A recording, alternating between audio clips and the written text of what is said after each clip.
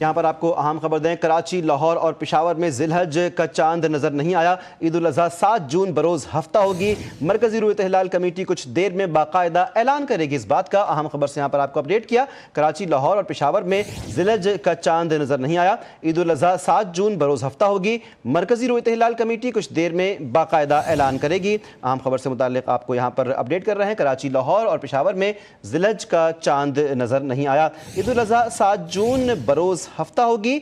मरकजी रूयत हिलाल कमेटी कुछ देर में बाकायदा ऐलान करेगी।